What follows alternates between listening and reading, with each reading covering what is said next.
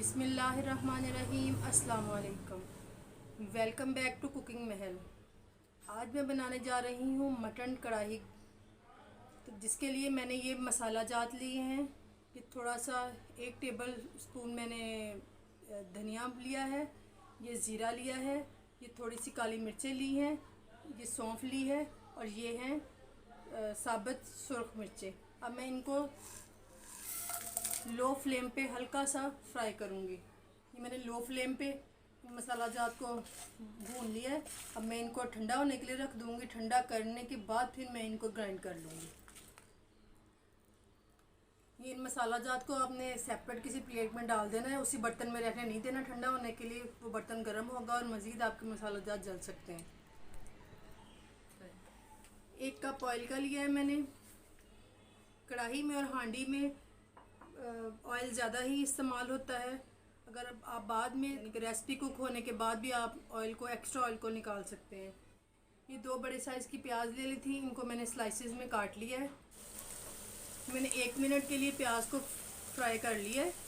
उसके बाद ये मैं मटन इसके अंदर ऐड करूँगी और इसको फ्राई करूँगी। अब मैं 2 चम्मच इसके अंदर लहसुन अदरक का पेस्ट शामिल करूँगी। इसको हल्का सा मैं फ्राई करूँगी। अब मैंने ये 2 टमाटर लिए हैं, इनको मैं मोटा मोटा काट लिया था। अब ये हम शामिल करेंगे। ये 1.5 चम्मच नमक का शामिल किया है, आधा चम्मच हल्दी। अब मैं इसको 15 मिनट के लिए कवर कर दूँगी और फ्लेम जो है बिल्कुल लो दम वाली फ्लेम कर दूँगी। 15 मिनट के बाद 1 कप पानी का शामिल करेंगे और कवर कर देंगे। फ्लेम हमने लो ही रहने देनी है और गोश्त को 40 मिनट के लिए कुक होने के लिए रखना है। 40 मिनट हो चुके हैं। अब मैं इसके अंदर आधी प्याली जो है वो दही की शामिल करूँगी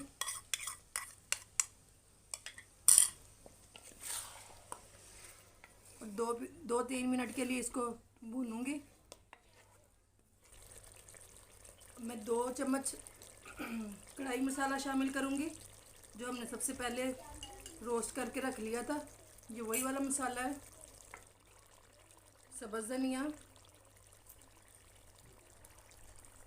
सब्ज़ मिर्चें बारीक काटी हुई, 1 चम्मच कसूरी मेथी।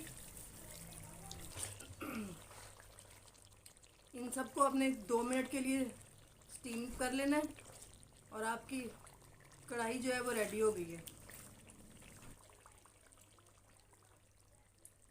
चटपटा कढ़ाई गोश्त तैयार है। ये बकरा ईद स्पेशल रेसिपी है, आप इसको ज़रूर ट्राई कीजिएगा।